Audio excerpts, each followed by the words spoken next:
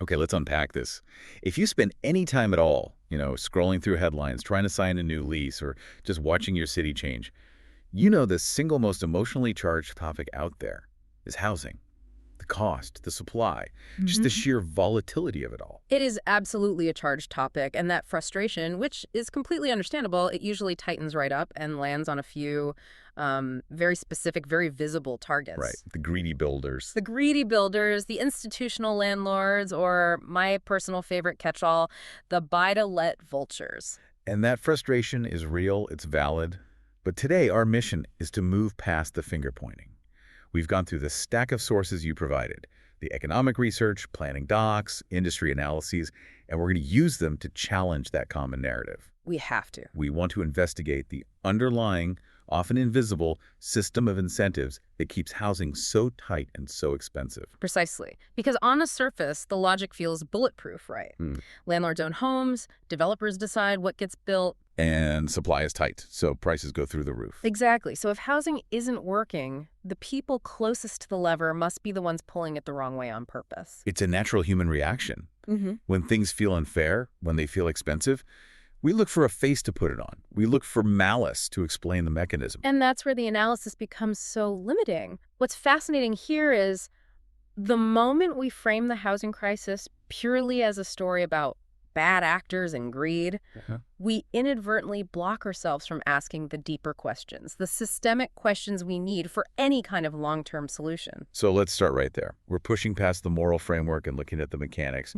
If we focus all our energy on who to blame, what are the big questions about the system that we just stop asking? Well, we stop asking why this behavior, this chronic shortage, the spiraling costs, why it keeps repeating with such incredible consistency. I mean, it survives changes of government, massive regulatory swings, and it shows up in very similar ways in different cities all over the globe. When a failure is that consistent, you have to look beyond just individual choice. You're saying if it was just a few bad actors, a new government or a new rule should have fixed it by now. But because it keeps happening everywhere for decades, it has to be something in the structure itself. Exactly. Systems that last this long, the sources really suggest, they don't usually rely on people just behaving badly.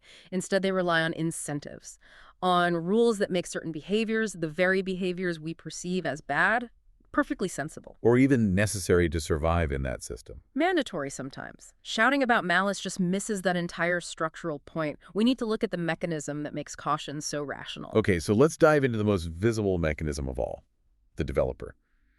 The cry we always hear is that developers are land banking. They're deliberately holding back supply to keep prices artificially high. Is that what's happening? Are they just sitting on sites? It's the dominant assumption. But the sources we looked at, they really challenge this idea that obstruction is a deliberate goal in itself.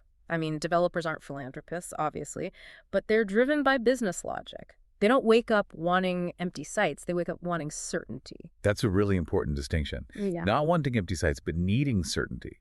So the argument is, if building houses was consistently the safest and most profitable thing to do, we'd have a lot more houses. So what makes it unsafe to build quickly? You have to look at the financial architecture.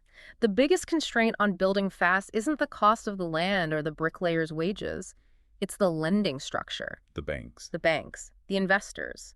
Developers are responding to a world where if they release too much supply too fast, it creates immediate downward pressure. It softens prices. And a softening price is fatal because it immediately squeezes their margins. And those margins are what lenders, the people funding the entire project, look at first and last. The sources detail how developers often face these incredibly stringent loan covenants. If they build speculatively, without a lot of pre-sales, and the market dips even 2 or 3%, they can breach those covenants. And what happens then? It can trigger a call on the loan, bankruptcy, massive punitive fees. It can wipe them out. So the caution we see isn't just a moral choice to get richer. It's a financial necessity to survive. They're actually punished by the system for creating abundance. Absolutely. Think about that term you used, land banking. It's often portrayed as developers just being lazy or greedy. Sure. But one of the sources offered a much more mechanical definition. It's often the most rational response to regulatory and political volatility. How so? A developer might buy a piece of land, but the actual buildable value of that land depends completely on local political decisions, zoning changes, infrastructure promises, council approval timelines. All things that can take years. Years. Yeah. If those are uncertain, or if there's local opposition that means a 3-year delay is likely, the safest financial move is to just hold the asset. You wait for the certainty to solidify, and you hope the land appreciates while you wait. So the developer isn't waiting because they love scarcity. They're waiting because the system has made the act of waiting less risky than the act of building immediately. Precisely. Pacing development in this world looks like caution. It doesn't look like malicious obstruction. The entire economic feedback loop rewards a slow, steady release that protects asset values, which in turn secures your future financing. Moving too quickly gets punished. That makes perfect sense for the developer side. Yeah. But let's flip the coin now and look at landlords. They face maybe the most intense public anger. We have this image of massive corporate buy-to-let giants, the vultures. Is that same mechanism of systemic caution at work there? It is, and perhaps even more acutely. The sources point out that while corporate ownership is definitely growing, that image, that stereotype, it obscures the reality for the majority of the rental stock. The data we looked at shows that small-scale owners, people with, say, 1 to 5 properties, they still account for a huge majority of non-corporate rental units in many markets. So the person whose rent just went up isn't always dealing with some faceless corporation. They might be dealing with someone whose second property is their retirement fund. That's often the case. It could be someone renting out a former home or using that rental income to supplement a pension. And they are absolutely responding to immediate and escalating pressures, just like the developers. Right. We focus on the rent increase, but we don't always see what's happening on their end. We don't. We don't see the rapidly rising insurance premiums, surging maintenance costs, or the high interest rates if they have a mortgage on that property. And if they're highly leveraged, their costs are probably rising faster than inflation. Exactly. And then you layer regulatory uncertainty on top of all of that. If you're a small landlord and the government is signaling frequent radical changes to tenancy laws or tax rules, you become instantly more cautious. So you either raise the rent to build a buffer for that risk, Or you think about selling up and getting out of the market entirely. and if a lot of small landlords sell, where does that inventory go? Well, it often sells to other investors, sure, but the crucial point is when supply is already this tight, any reduction, even just a perceived one, it just props up scarcity and drives rents higher for everyone.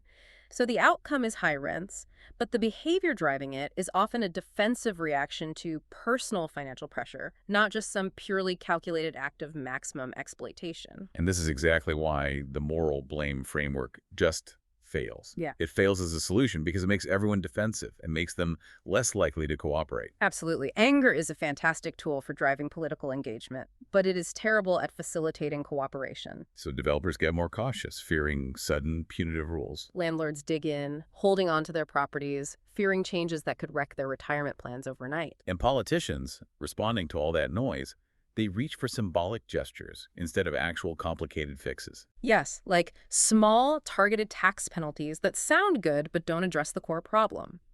And we know housing shortages can't be fixed by gestures. It requires changing big systems all at once. Planning reform, infrastructure investment, financial rules. When everyone is defensive, that kind of coordination becomes nearly impossible. Which brings us to the really uncomfortable truth that was clear across all the research. Even if we can magically shame some developers into building faster, or if a whole wave of small landlords were forced to sell tomorrow, if you don't change the underlying incentives, the shortage just comes right back. It would. If we connect this to the bigger picture, you just get different owners. Different owners, same pressures. Same exact pressures leading to the same restrictive outcomes. The problem is not who is currently holding the cards. It's fundamentally how the game is set up for anyone who holds them. So let's define that game. The core issue that keeps this whole thing in a stalemate. It's like a three-pronged problem. What are those three prongs? Okay, so first, scarcity protects existing value. If you own a house or a piece of land, a sudden oversupply is the single biggest threat to your asset's value. Right. Second, as we've talked about, speed feels inherently risky. Moving quickly exposes you to all that financial and regulatory volatility.